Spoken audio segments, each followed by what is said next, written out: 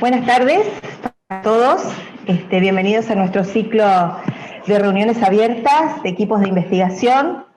Una idea inspirada por nuestra doctora amiga Carolina Gandulfo y su equipo. Así que, bueno, a ver, ¿qué pensamos cuando pensamos estas reuniones? Primero y fundamental, queremos tener un espacio para poder compartir investigaciones, tanto realizadas como en curso en este momento, cuyo valor, además de abonar a la producción de conocimiento, que esto es indudable, creo que tienen un punto muy a favor, es que son muchas de ellas investigaciones metodológicamente comprometidas con el entorno. Son investigaciones de corte colaborativo, donde los sujetos que se integran a los diseños de investigación tienen una voz que es escuchada por el equipo, y eso es muy importante y a nuestro modo de ver le otorga un plus justamente a todo esto que viene realizando Caro desde hace muchos años. La segunda razón es que tienen un gran potencial porque son factibles de hacer, es decir, acontecen, suceden, están sucediendo en este momento, y esto también es importante para todos los equipos de investigación de la provincia. El tercer valor agregado es que vienen con equipo. Estos encuentros serán oportunos para que el equipo hable, para que el equipo nos pueda contar cómo hacen estas investigaciones, y nosotros creemos que sería de un enorme provecho formativo justamente este tipo de encuentros. Así que celebramos el hecho de que tanto Caro como su equipo hayan podido hacer un espacio en sus apretadísimas agendas para darnos estos miércoles, que bueno, queremos aprovecharlos en toda su dimensión. Por último, estos encuentros son posibles gracias a la inspiración de Caro, ¿está? La líder del equipo, indudablemente, una persona brillante, ¿no? Yo no tengo otra palabra que la pueda definir realmente, brillante y generosa. Son dos cosas que a veces no se encuentran fácilmente. Bueno, les cuento un poquito, a ver, Caro. La doctora Carolina Gandulfo es doctora y magíster en antropología social por la UBA y la UNAM, especialista en análisis e intervención institucional, un proyecto conjunto entre la UBA y la UNE. Está a cargo actualmente de la Cátedra de Antropología Social y Cultural de la carrera de Ciencias de la Educación de la UNE, en la sede Chaco, y es responsable del programa de articulación interinstitucional que involucra actividades de extensión y de investigación del Instituto Superior San José en Corrientes. Actualmente dirige el proyecto de investigación Transmisión del Guaraní y Políticas del Lenguaje en Corrientes, actores, prácticas, saberes y significaciones. Participa además en un proyecto de investigación conjunta con investigadores de Santiago del Estero, Chaco y Corrientes, que tienen que ver, ella ya después nos va a contar todas esas líneas de investigación. Integra la Red Internacional de Etnografía con niñas, niños y jóvenes. Desarrolla actividades de formación e investigación con maestros de primaria, secundaria y superior en contextos bilingües. Además, en muchas de estas ocasiones o situaciones de encuentro con el conocimiento y de producción del saber, Carolina ha logrado convertir su pasión en libros, o sea que tiene además muchos libros también escritos en las temáticas que vamos a ir recorriendo a lo largo de este ciclo. Bueno, Caro, ahora sí tenés la palabra, vos vas a coordinar todos estos encuentros, y bueno, vamos a poner en pausa nuestra vida durante un rato, unas horas, para poder disfrutar de este encuentro, ¿no? Entre colegas y con el saber, con el conocimiento. Buenas tardes. Buenas tardes. Gracias, Lili. Gracias. A los temas tan difíciles que tenemos que atravesar todos se nos suma que se nos cae la conexión y nos genera una impotencia, una incomodidad, una bronca. Y bueno, a pesar de eso, estamos acá. Si se cuelga, téngannos paciencia. Nosotros también tenemos a ustedes Yo estoy muy contenta, estoy muy emocionada y nerviosa también. Anduve ayer hablando en Brasil, el lunes no sé en dónde, en fin. Cuando llego acá a San Roque me pongo re nerviosa.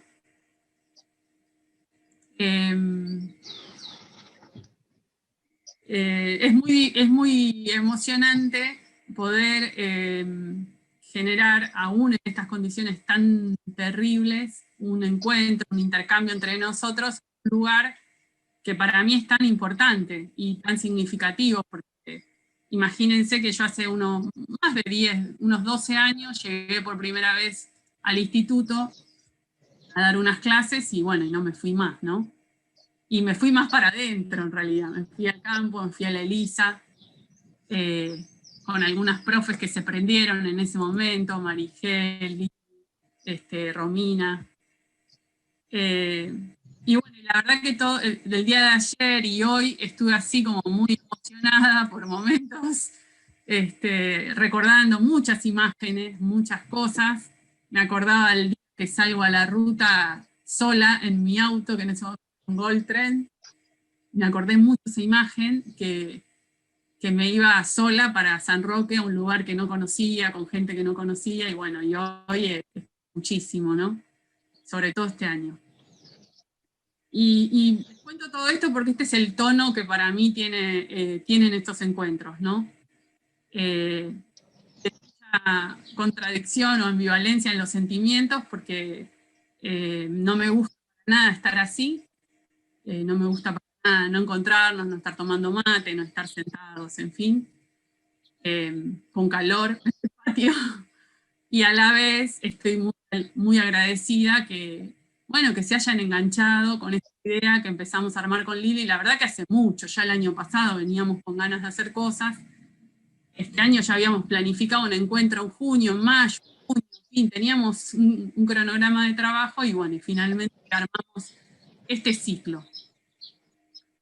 Y yo me sentía muy responsable. Ustedes saben, o muchos de ustedes tal vez saben, que yo defendí mi tesis doctoral en julio, ¿no? Lo que contó Lili. Y mi tesis empieza con un trabajo en la ELISA. Entonces imagínense que para mí es una responsabilidad enorme compartir los resultados de mi investigación en San Roque. Yo lo puedo contar en cualquier parte del mundo y bueno, y les gusta bien, no les gusta también. Pero en San Roque es diferente, se entiende, ¿no? Lo que digo. La responsabilidad que eso supone. Y los nervios que me dan, ¿no? Y mis colegas, que ahora ya están en quinto año, eran chiquitos cuando empezamos a trabajar juntos, ya están en quinto año, me discuten las cosas que me leen. Yo soy una investigadora que tiene la suerte que la gente con la que trabajo le lee sus trabajos, ¿no? Y los niños, que ya no son niños, son jóvenes, me leen y me discuten, preguntan y, bueno, me desafían, ¿no? Todo el tiempo. Por eso les digo que son muchos sentimientos y por eso estoy.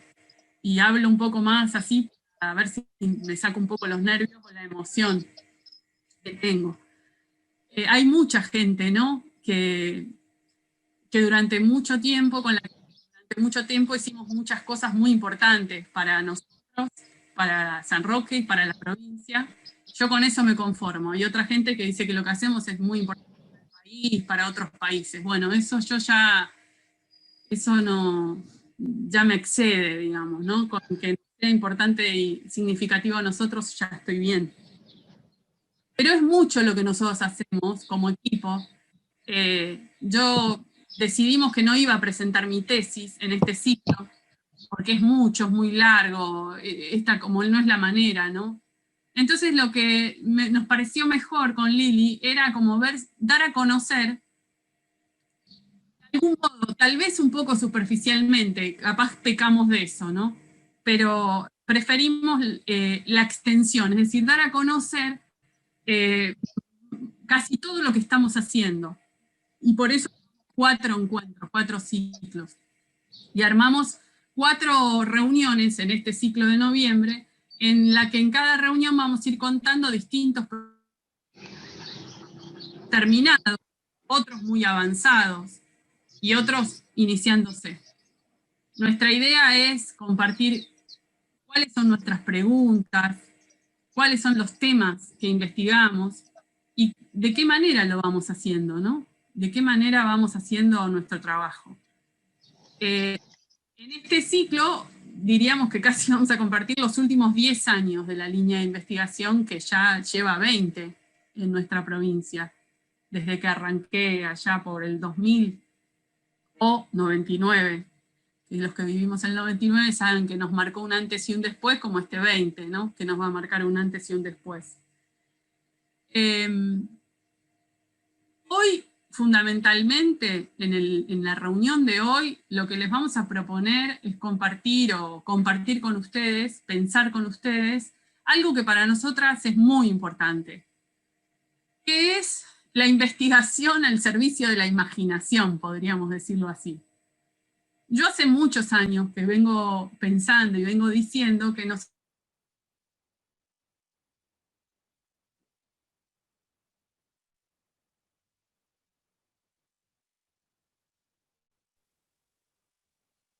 nadie la va a hacer por nosotros.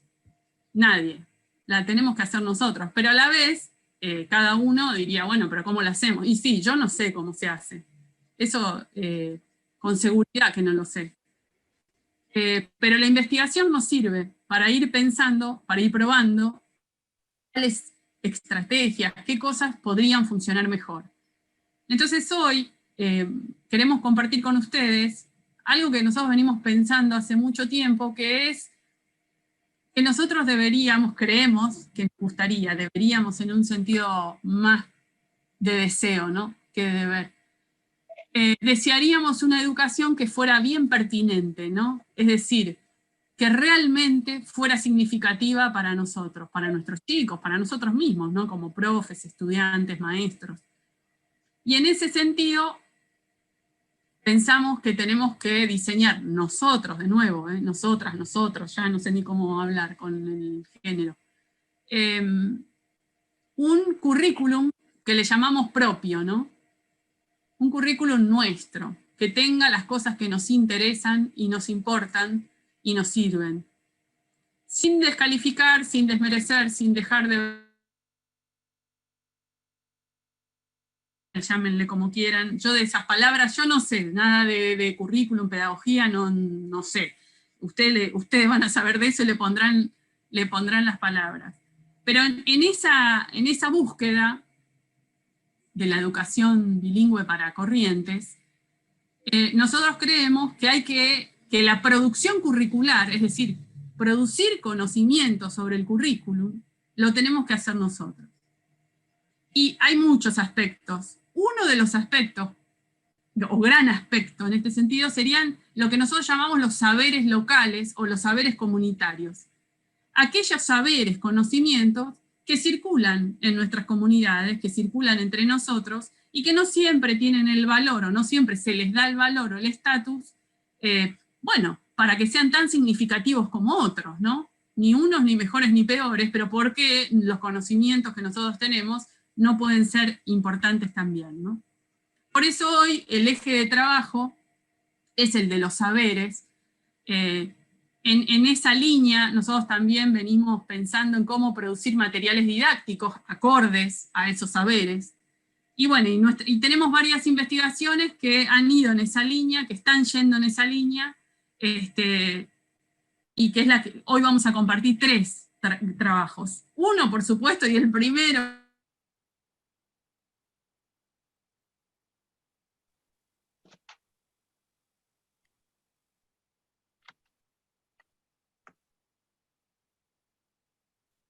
y tantos maestros ahí, chicos y pobladores, desde el año 2011 al 2014, seguimos después trabajando, actualmente sigo trabajando con los chicos ahí en la LISA, ya les vamos a ir contando.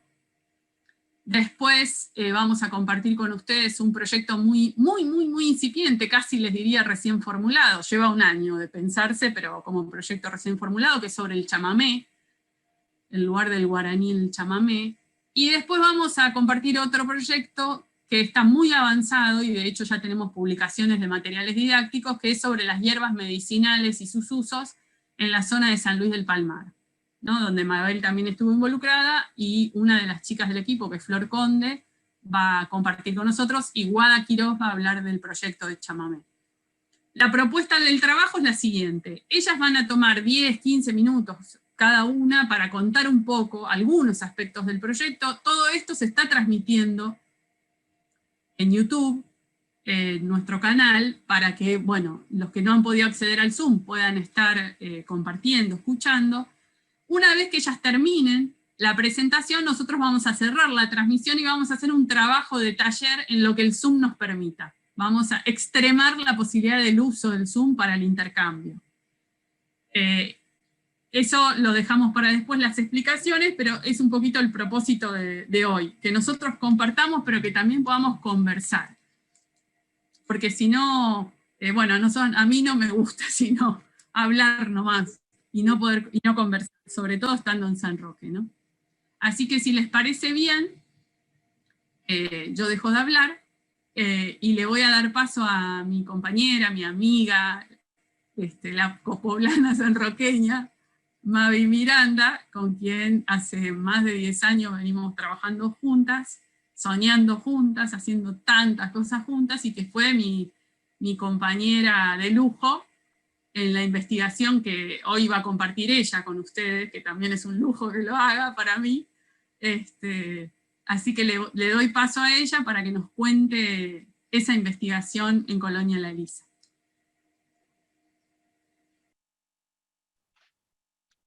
Bien, gracias Caro por tus conceptos. Muy buenas tardes a todos.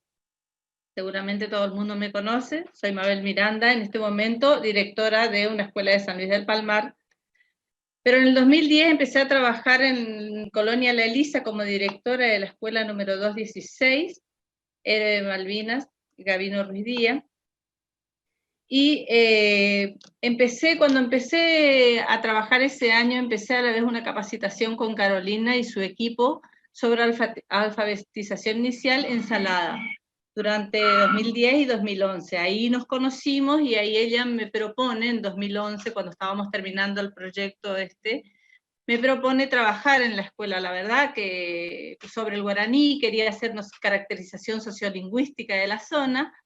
La verdad que a mí no me interesaba mucho si hablaban o no guaraní en ese momento, pero me pareció interesante el modo de trabajar y la metodología que tenían, y mucho más me interesó la incorporación de los alumnos en el trabajo de investigación, digamos.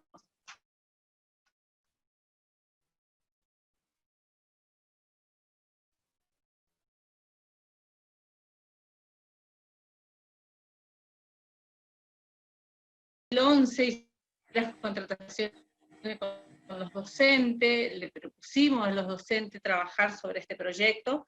Los docentes, por supuesto, que lo primero que le dijeron, Carolina, en nuestra zona no se habla guaraní, pero si querés hacer, tendrías que hacer en otra zona. Carolina insistió que era el lugar elegido por ella para trabajar esto, y bueno, lo empezamos. Principio del 2012,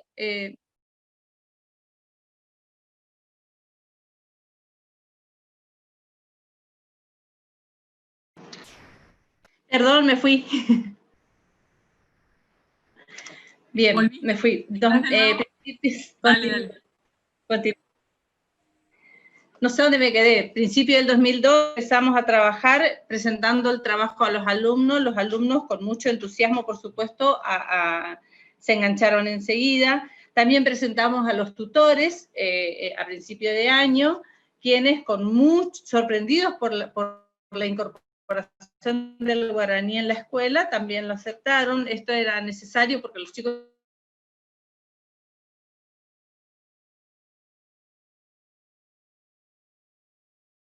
Después de las contrataciones empieza el trabajo de precampo, en el que los chicos, junto a los docentes, a sus docentes,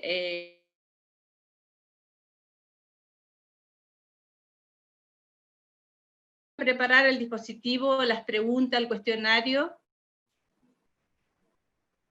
Hola. ¿Me escuchan? ¿Me escuchan? Ahora sí, Mavi, pero se te corta un poco. Ahora. Bueno, no sé. Bueno, dije que después de la contratación es con los alumnos, padres y tutores. Ahí dale. Bien. Iniciamos la etapa de precampo, donde los chicos con los docentes... ¿Se corta? Se me congelan, así que supongo que se corta. El audio. No, May, estamos escuchando.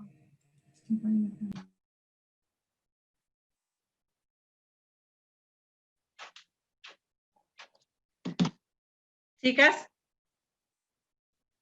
Sí, Mavi. Bueno, bien.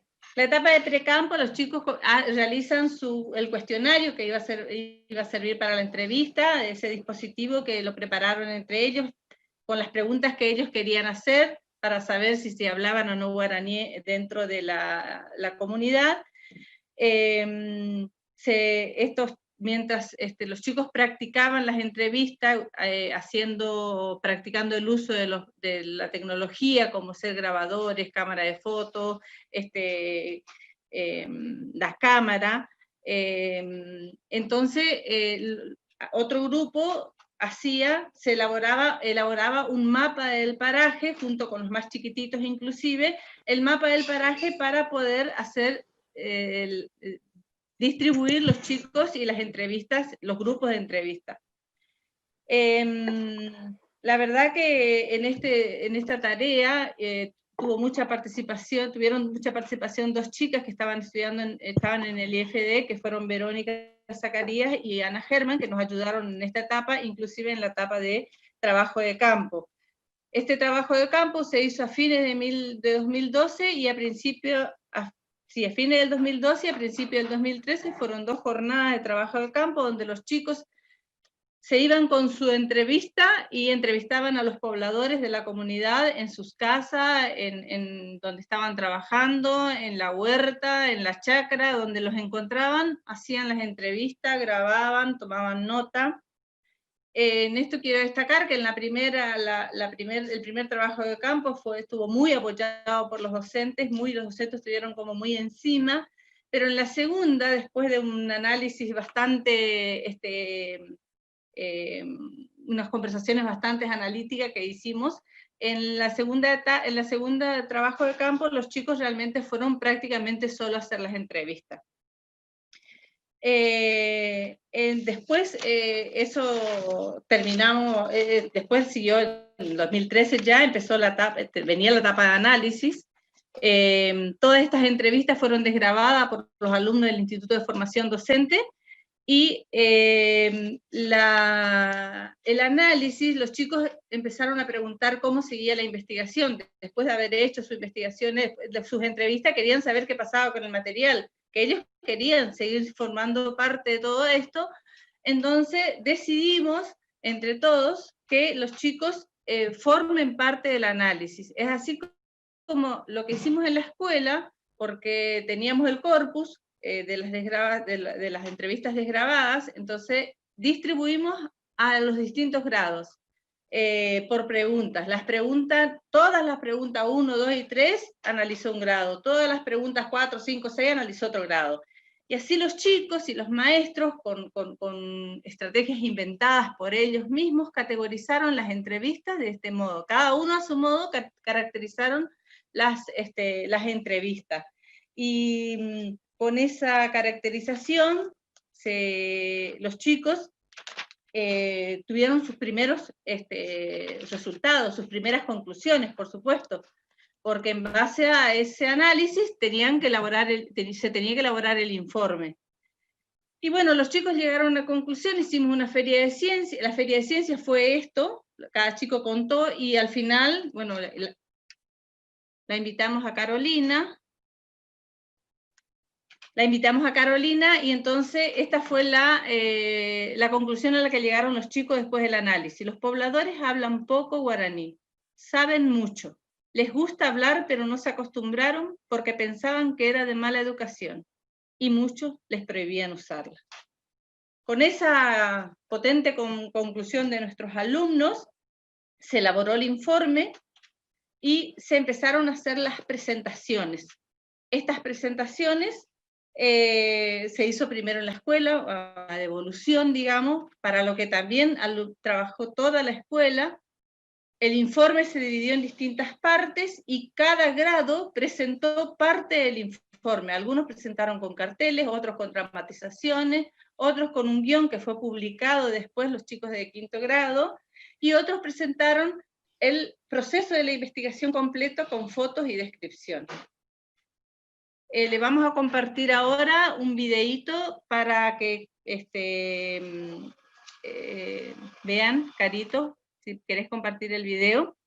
Mientras le cuento que estas presentaciones de la devolución se hizo en la escuela, en San Roque, y en la Feria del Libro de Corrientes y de Mantilla. Los chicos presentaron su devolución, digamos. A ver, veamos el videíto. ¿Quién vive en su casa? Sí. ¿Usted no? ¿Qué animales tienen en la casa? Va, idea. ¿Le va a ir ahorita? ¿Querés que te conteste? ¿Sí? Va, idea. Cayú mandé. Y de todo. De Coyagua, Huaca, de Guazú, Chancho. Mabapa one guaraní.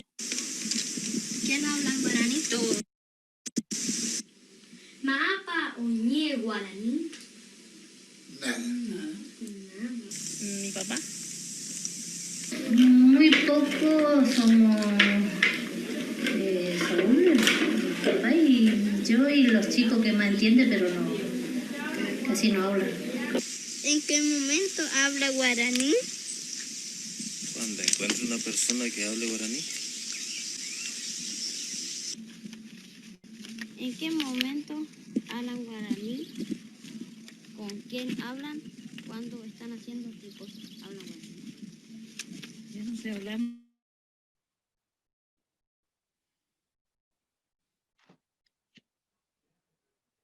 Estamos así en familia. ¿Con quiénes hablan? Mi padre. Por ejemplo, ustedes cuando están desayunando a la mañana en castellano o en guaraní, conversan. Sí, los dos nomás, en castellano, en guaraní, en cualquier momento hablamos. ¿En qué momento hablan en guaraní? Todo el día. ¿Quiénes hablan guaraní? No, yo no hablo guaraní. ¿En qué momento hablan guaraní? ¿Con quiénes hablan? Bueno, que me presenta uno que habla guaraní. Nosotros somos correntinos, hermano, por eso nos definimos que hablamos de los dos lados, le encajamos. A veces le hablamos en guaraní, en castellano, si no, no somos correntinos. Bueno, gracias con las dificultades de la conexión, pero está bien, se entendió bien. Tranqui, Mavi, Sí. tranqui, que todos estamos igual, así que vamos con paciencia.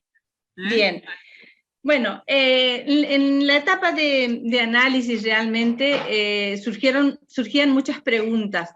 En realidad, esto de investigar sobre el guaraní en la escuela, se le dio un lugar al guaraní poco pensado cuando empezamos la investigación. La verdad que los chicos empezaron a hablar en guaraní, los maestros empezaron a contar historias en su relación con el guaraní, personal, familiar, y entre los maestros comenzaron a hablar en guaraní, los chicos también se incorporaban, era moneda corriente. Al habilitar nosotros es como que permitimos que eso ingrese a la escuela, y después no fue un problema, después era común y corriente que los chicos, hasta el día que me fui, los chicos hablaran guaraní como si nada, porque pusimos en valor algo que les pertenece y algo que es diario de ellos, y que no lo usaban, como decía uno de los alumnos, pensaban que era mala educación. Le hemos demostrado que no es de maleducado hablar en guaraní. Surgían muchas preguntas entonces, ¿qué sucedió entonces con el guaraní si antes hablaba y ahora no? contaban algunas historias como que algunas maestras en primer grado, la señora Carmen Almirón, enseñaba a sus alumnos de primer grado en guaraní, porque le era más fácil, porque los chicos hablaban guaraní. Y de ese tiempo ahora, ese momento en que estábamos con la investigación, ¿qué había pasado, no? Todas estas preguntas nos llevó a una segunda investigación acerca de la historia institucional. ¿Qué pasó con el guaraní durante toda la historia institucional? Si toda la gente hablaba guaraní, hemos comprobado que casi el 80% de las personas de la comunidad hablaba guaraní. Bueno, pero que ahora nadie hablaba, hasta que nosotros habilitamos. La verdad que la historia institucional fue una tarea muy linda, fue otra investigación prácticamente, y esta investigación la hicimos entrevistando a la fundadora, entrevistando a ex docente, a ex alumnos, fuimos a la escuela secundaria a hablar con chicos, con ex alumnos, entre ellas Wanda, no me acuerdo el apellido, quien fuera alumna de nuestra escuela, y así se armó la historia institucional por diferentes etapas, que se presentó en el año 2016, cuando la escuela 216 cumplió 50 años. Estuvimos con el equipo, yo ya no estaba más en la escuela, pero estuvimos con el equipo cumpliendo con nuestra promesa de presentar la historia institucional y qué había pasado con el guaraní. Mientras hacíamos todo, los chicos también participaron, porque preguntaban a los chicos cómo era la escuela antes, qué pasaba, también participaron en esta investigación. Mientras se desarrollaba la investigación de historia institucional, surge otra idea, porque se cumplía 30 años de la imposición del nombre de Gabino Ruiz Díaz a la escuela. Entonces nos empezamos a preguntar si los chicos conocían o no quién era Gabino Ruiz Díaz. Obviamente que para poner el nombre hubo una biografía antes, que estaba en el libro histórico, pero nosotros queríamos que los chicos reconstruyan ellos mismos la historia de Gabino. Y fue así que armamos un panel, invitamos a la mamá, a la hermana mayor, a la fundadora, que fuera maestra de él, a compañeros de su juventud, al compañero de guerra, y así los chicos armaron, primero ellos elaboraron las preguntas que querían hacerle para armar la historia, y con toda esa información, con todo ese conocimiento, ellos armaron la historia de Gabino Ruiz Díaz, que fue presentada en el año 2015, tampoco ya estaba yo, el 28 de mayo, el día del aniversario de la muerte, presentaron un folleto hecho por los docentes y los alumnos, un folleto con la historia de Gabino Ruiz Díaz. ¿Qué nos muestra esto? Que una investigación, cuando uno empieza a trabajar con la investigación, una precede a la otra, siempre. Siempre con una enganchamos a otra investigación, y así hasta que es una historia de nunca acabar, nunca como terminamos de investigar. Para nosotros desde el 2012, el proyecto de investigación fue el proyecto prácticamente institucional, porque este proyecto institucional fue el eje del desarrollo de contenidos de todas las áreas, y la verdad que pudimos comprobar que desarrollaron los chicos de primer año capacidades que de otro modo es mucho más difícil desarrollarlas. Contenidos, por ejemplo, de todas las áreas y capacidades de todas las áreas que nos proponemos desarrollar, bueno, las habíamos desarrollado sin darnos cuenta. Cuando el primer año nosotros hicimos la lista de contenidos que desarrollamos durante la etapa de precampo, durante la etapa de campo, del análisis, nos dimos cuenta de la cantidad de contenidos que habíamos desarrollado. Todo esto, que creo que este tipo de trabajo para nosotros es un trabajo que fortalece el trabajo en equipo. Es una estrategia, para nosotros la investigación es una estrategia didáctica, digo siempre. Y este modo favorece el trabajo en equipo. ¿Por qué? Porque todos, en todos los aspectos, entre docentes, alumnos docentes, entre alumnos, con el equipo UNE, también creo que los alumnos, tuvimos otros resultados importantes, digamos, con los alumnos. Por ejemplo, no faltaban a la escuela. Se terminó la inasistencia en la escuela. La colaboración con los tutores, porque obviamente mucha colaboración con los tutores, la colaboración con los tutores la verdad que fue bastante significativa, y estaban como muchas las mamás, los papás, las familias, estaban como mucho más integradas a nuestra escuela. Era trabajar juntos en todo lo que emprendíamos. Y esto permitió también trabajar como en un marco didáctico así flexible, dinámico, con resultados muy, pero muy positivos. Es muy difícil para nosotros contarle, pero bueno, espero explicarle cómo uno hace para sostener tantos años un proyecto. La verdad que esto se requiere de un buen equipo de trabajo, y quiero en este caso resaltar el equipo de trabajo que yo tenía en la Escuela 216, realmente docentes comprometidos con los alumnos, que primero no estuvieron todos de acuerdo, ojo, no todos estuvieron de acuerdo, pero a medida que el proyecto se iba desarrollando, fueron sumándose los docentes y fueron comprometiéndose, y eso fue fundamental para lograr todo lo que hemos logrado. Por supuesto con un excelente equipo de trabajo de investigación y una buena coordinación con mucha experiencia como Carolina, ya que todos no teníamos ninguna experiencia de investigación, pero bueno, queríamos trabajar y teníamos intereses comunes los docentes, y Carolina tenía sus intereses. Nos respetamos cada cual nuestros intereses, yo la parte didáctica, ella... Bueno. Mavi, sí, te escuchamos. Sí, estamos. Perdón, que se me fue la conexión otra vez. Bueno, está bien, podríamos seguir hablando muchísimo de esto.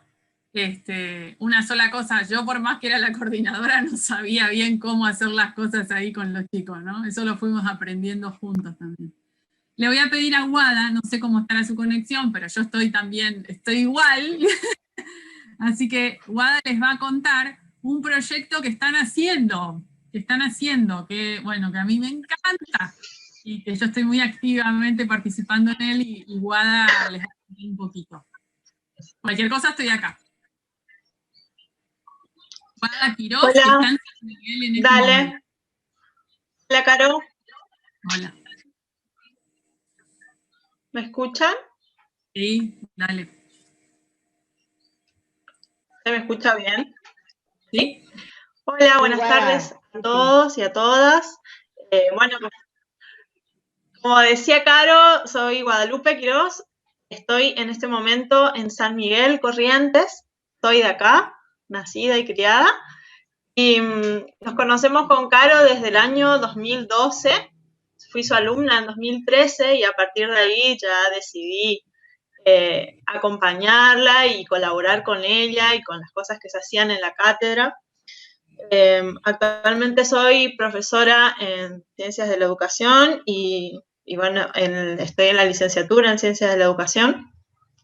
Así que nace este proyecto un poco ya pensado por Caro hace un tiempo, pero bueno, ella venía trabajando otras cosas.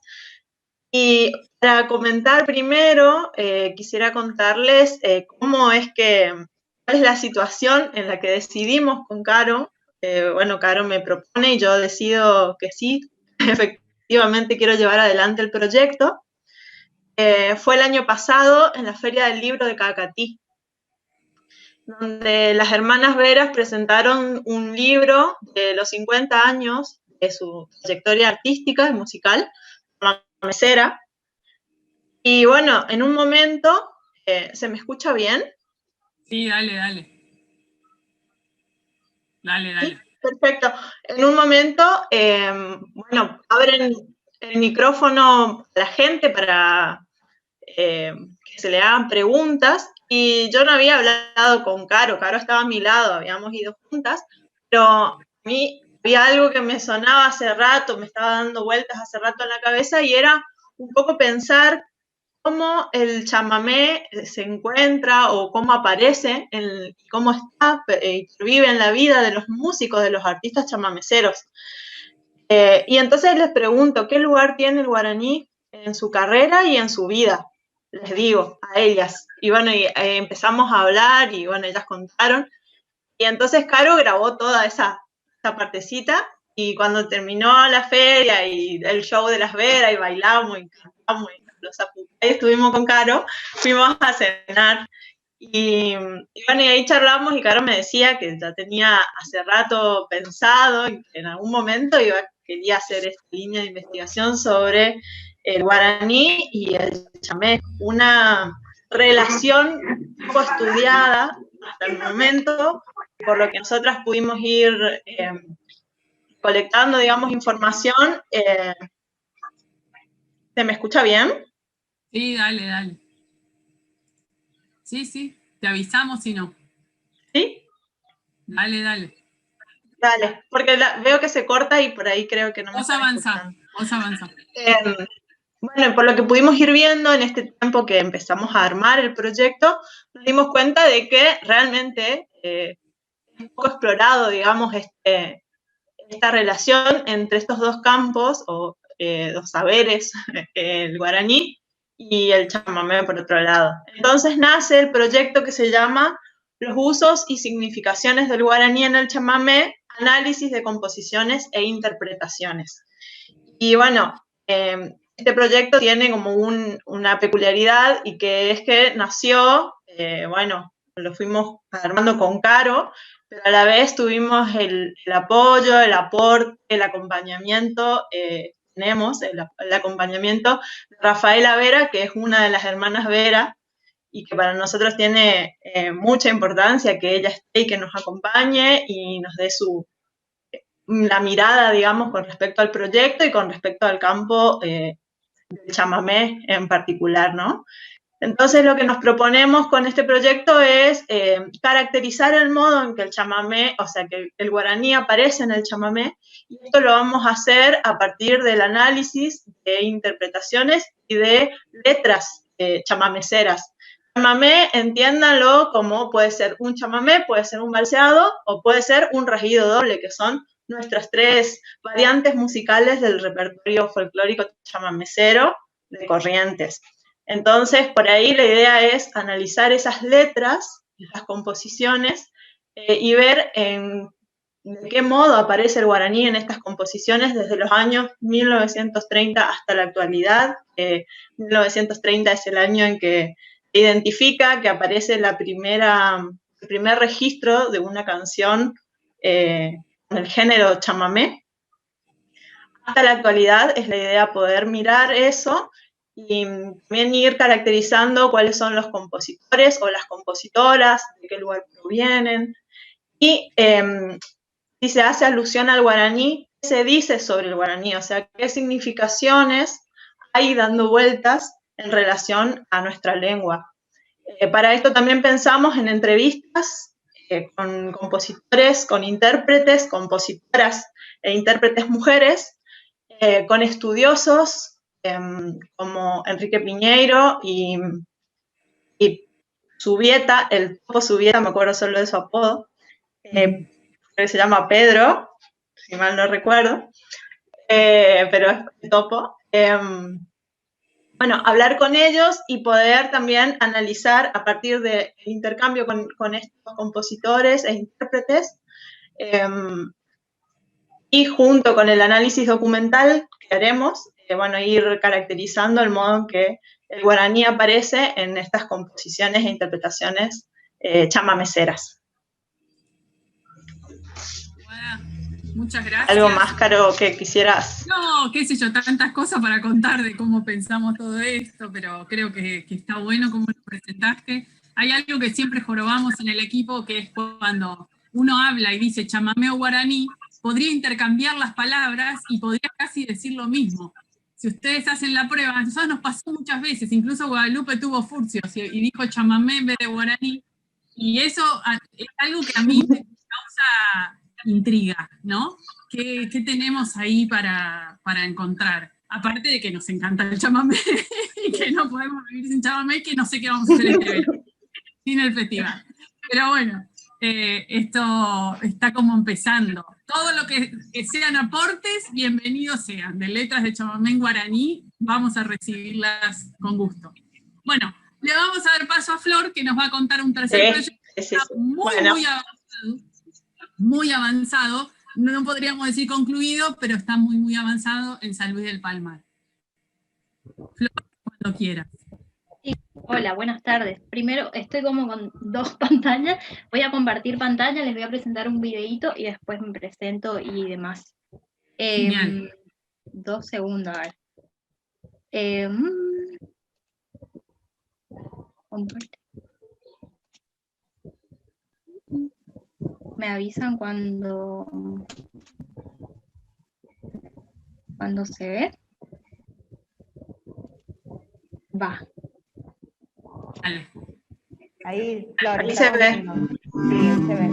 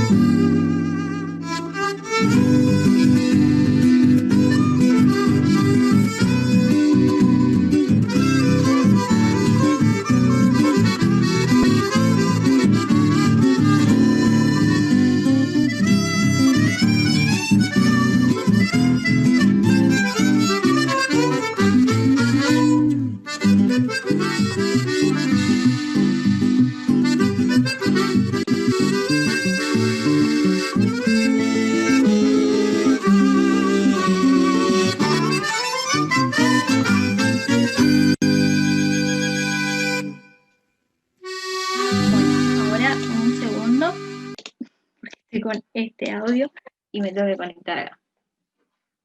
Ahí está. Dale, buenísimo, Flor.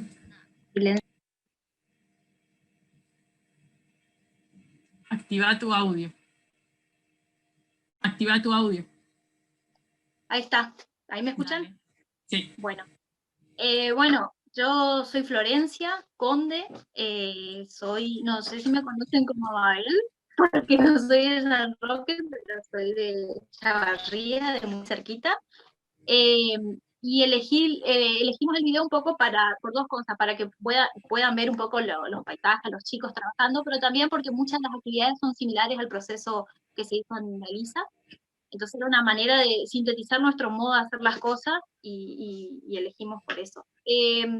Yo voy a seguir un poco el relato de Mabel porque lo que voy a compartir se desencadena un poco de lo que pasó, lo que ocurrió y todo lo que describió en la ELISA, todo lo que aprendimos ahí y a los intereses y a las preguntas que se nos fueron despertando a partir de todo ese proceso. Yo también como Guada la conocí a Caro en el 2012 en la cátedra de la Facultad de Humanidades de Antropología. Y a partir de ahí me quedé en el equipo de investigación porque me gustaba cómo hacía docencia, cómo hacía investigación y también porque el tema del guaraní a mí me produjo mucho movimiento porque pude ver cómo ese estudio que ella hace ponía palabras a procesos que yo veía en mi propia familia, en el pueblo, y bueno, por eso me quedé por estos lugares. En el 2014 tuve la gran dicha para mí de poder iniciarme en la investigación en la escuela de la ELISA. Me sumé al proceso que contó Mabel, a la parte de la historia institucional, y se puede decir que ese fue como el campo que fue como mi espacio de práctica, así como en la docencia, en la investigación fue ese espacio, y fue donde me inicié con una beca de la universidad, siendo estudiante en ese momento todavía. En el año 2015 comienza la historia, digamos, del proyecto de materiales didácticos, para lo que vamos a viajar unos kilómetros al departamento de San Luis del Palmar. Ahí participaron 2 escuelas primarias, una es la escuela 175, el Paraje Albardón Norte, donde es directora Olga Soto, nuestra compañera que también coordina este proyecto, y la escuela 784, Héroe Malvina Ramón Cirilo Blanco, donde es directora Mabel Miranda. También participaron maestras, varias que iban pasando por las escuelas de San Luisense, y participamos del equipo de la universidad, Caro coordinaba el proyecto, y Tamara Alegre, que está acá en el Zoom, que es del equipo, y yo éramos parte del proyecto, digamos, en ese momento éramos becarias. Y esta línea por ahí, lo de la producción de materiales didácticos, se hilaba un poco con las discusiones y cómo veníamos pensando cómo podría ser y cómo se podría hacer una educación bilingüe para nuestra provincia, y el eje de materiales didácticos es y sigue siendo muy importante, porque queríamos producir materiales que hablen de nuestros paisajes, de nuestra gente, de nuestras lenguas, de nuestras prácticas, y qué mejor que hacerlos en las escuelas, ¿no? ¿Cómo llegamos a las hierbas medicinales? Porque como ya dijeron, Caro tiene una larga trayectoria de trabajar con el guaraní, cómo era que llegamos a este campo. Un poco persiguiendo al guaraní, porque teníamos el supuesto de que seguramente el guaraní estaba presente en estas prácticas de uso, de atención a la salud y de hierbas medicinales, no solo en el nombre de las plantas, de las dolencias, que hay muchas, vieron que hay muchas en guaraní, hay un micrófono. También porque teníamos el supuesto de que se transmitían en guaraní estos conocimientos. Entonces, de ahí el tema, digamos, y también porque siempre estuvo el interés de los saberes comunitarios, locales, como ya había dicho Caro y Mavi anteriormente. Ahora, ¿cómo produciríamos el contenido de los materiales? Buscando en internet, consultando a un doctor, viendo alguno de la cantidad de producción que hay sobre hierbas medicinales, y no, claramente teníamos el modelo de la ELISA, que fue muy importante y que estábamos todos cómodos, que era la investigación como herramienta para producir conocimiento sobre esto, pero también para producir el contenido de los materiales que en ese entonces imaginábamos muy lejanos todavía. Mabel les contó un poco la perspectiva de la investigación como estrategia didáctica y como eje en sus proyectos institucionales, Pero Caro y yo, que por ahí teníamos más intereses de investigación, también queríamos producir conocimiento sobre todo lo que iba ocurriendo alrededor y a partir de este proyecto. Y ahí la investigación justamente nos servía para describir todos esos movimientos que se fueron produciendo a partir del 2015 en los parajes, en las escuelas, en la gente, en los niños, en nosotras, en las maestras. Y yo era un poco la encargada de encarar ese proceso porque había obtenido una beca doctoral que me exige, bueno, para mí un privilegio, dedicarme a la investigación. Entonces, mis intereses siempre anduvieron por los materiales didácticos, por los niños, por las escuelas, por los saberes comunitarios, entonces, bueno, ese era como mi lugar para seguir formándome en investigación. Pero, por nuestro modo de hacer las cosas, yo no iba a hacer esto sola, lógicamente, no tenía sentido, no era que yo iba a andar por ahí con mi proyecto de investigación, sino que formaba parte de todo ese proyecto colectivo de producción que ustedes vieron en el video, donde hay muchos actores involucrados, y en este tiempo la investigación nos fue dando ciertas pistas para describir qué ocurría cuando estos saberes locales irrumpían en las aulas, cuando se evaluaba guaraní en las pruebas trimestrales de lengua, o cuando se evaluaba sobre las hierbas medicinales en la feria de ciencias, qué pasaba también cuando no eran solo la maestra, el maestro y los alumnos que estaban en el aula, sino también los porteros, los padres que entraban como expertos sobre estos temas, cuando los niños participaban activamente y con mucho interés porque sabían mucho del tema, cuando iban al monte a recolectar hierbas, cuando presentaban en la ciudad, y entre tantos otros movimientos que se fueron dando en torno a este proyecto. Entonces, este libro, que hoy también es una forma de presentación formal en San Roque, que se llama Las hierbas medicinales en mi paraje, Pujacá, que ya vieron un poco en el video también, tiene conocimientos producidos por la investigación de los niños, que vieron que fueron ellos los protagonistas, por las maestras que diseñaron actividades materiales de prueba, pero también tiene como base todo el conocimiento sobre las zonas, sobre la gente, sobre las prácticas de atención a la salud, sobre los usos del guaraní que produjimos en estos años. Este libro contiene muchas decisiones mínimas y enormes, sobre, por ejemplo, los colores, las ilustraciones, el nombre del libro, las decisiones sobre cómo escribir guaraní, que fueron discusiones, qué hoja usamos, qué tipografía, sobre los modos de presentar la información, de jerarquizarla, de usar las plantas. Y para poder tener autonomía en todo ese proceso, creamos una editorial, el colectivo Siri Ediciones, que es lo que nos permite editar estos materiales y tomar nosotras mismas esas decisiones, que para nosotras no se puede relegar a otra persona que no haya estado en todo este proceso.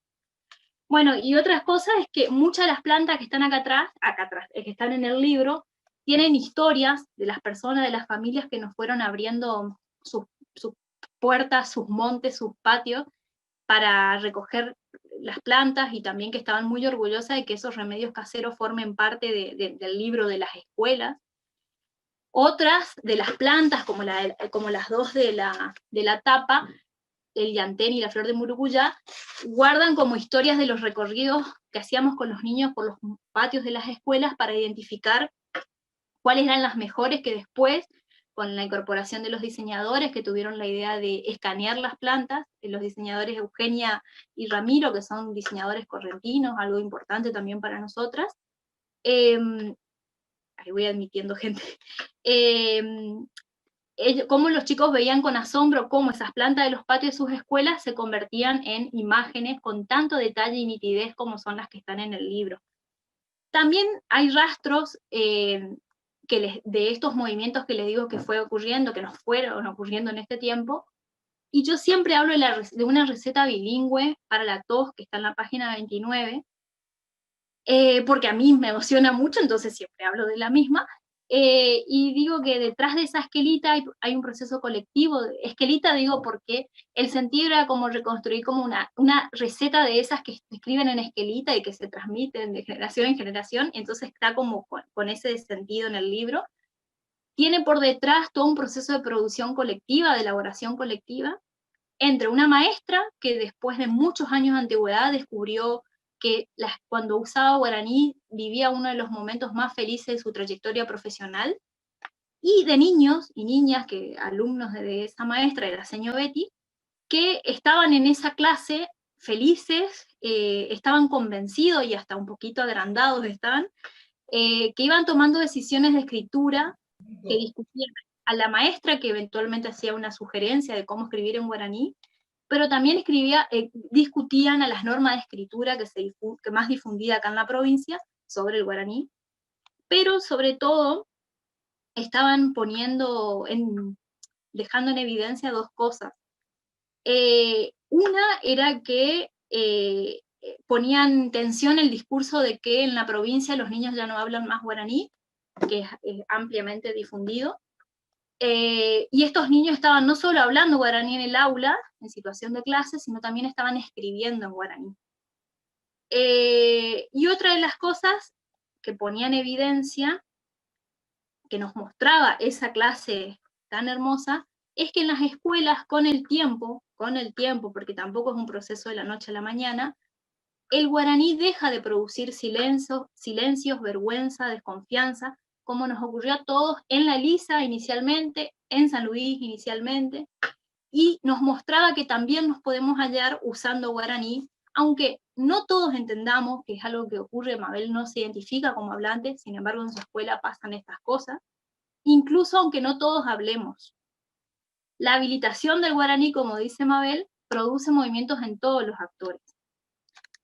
Voy a cerrar con algo y les voy a mostrar dos cositas mínimas, porque ya estoy en tiempo. Hoy Caro dijo que, bueno, que había proyectos que están avanzados. Bueno, este sigue por el hecho, si bien hace 5 años lo estamos, sigue porque la pandemia no nos permitió que entregar a los autores, digamos, a los niños autores, sus ejemplares como lo tenemos pensado. Y cuando eso ocurra, se van a desencadenar nuevos procesos que también valen la pena describir, porque para nosotros nos dan pista de cómo pensar la producción de materiales didácticos, hoy decía Caro, pertinentes para la situación de nuestra provincia. Así que ahora voy a compartir, pero desde acá, voy a compartir este no voy a compartir. Voy a compartir dos partecitas del libro. Esta es una que lo que siempre mostramos por ahí en esta página es cómo usamos el guaraní. En este caso, el guaraní, acá por ejemplo aparece, pero no como una traducción de dolor de cabeza, sino como una expresión que podemos hacer, chacarazú, cuando nos duele la cabeza. Y acá decidimos como resaltar este texto con un color, que dice, las abuelas antiguas, Heine Karasuro, podías cortar una tirita del papel de la harina, le ponías hierba finita, sin el palito, iruguazukura. Y esto te colocabas como venda en la frente. Como ustedes ven, no hay una traducción lineal de las palabras, tampoco el color está, no está resaltando una lengua y no la otra, y tampoco hay una jerarquía en las lenguas, está mezclado, como decía Nelson en el video, como hablamos los correntinos, porque si no, no somos correntinos, pero también porque era uno de los acuerdos de describir cómo suena, digamos, no cómo suena, cómo hablamos. Y en la otra página que queríamos mostrar, un segundo, de paso van viendo un poquito las páginas, es esta, que a mí particularmente me gusta mucho, es la técnica que les digo, ya se ve. Sí, ahora sí. Es Sí. La flor de Murucuyá. Es la técnica que... Miren la flor de Murucuyá, qué divina. Esta es de la escuela 784. En el patio de la escuela recolectaron los chicos y los diseñadores la digitalizaron. Es como la técnica elegida, pero más allá de eso, esta tiene la historia de la 784, el tilo tiene la historia de Isabel, y con toda la voluntad que nos esperó ese día para buscar y para contarnos toda la historia de sus plantas medicinales que tiene en sus casas, y es un poco los dos aspectos del libro que le queremos mostrar, cómo usamos el guaraní y cómo usamos también las plantas, que son como los dos saberes que decidimos focalizar en este libro. Bueno, gracias, estoy en tiempo, me parece, Caro. ¿Caro? ¿Estoy? Sí, estoy. Sí, Flor. Deja de compartir tu pantalla. Bueno, ahora sí. Hermoso. Bueno, ojalá todo esto que conversamos con las desconexiones mediante, bueno, queda grabado en el YouTube para que después uno eventualmente lo puedan volver a ver. Y ahora vamos a cerrar la transmisión para hacer un trabajo más de intercambio, más de taller entre todos. Y seguramente nos volvemos a conectar el próximo miércoles, en el mismo canal, a las 15:30 de la tarde.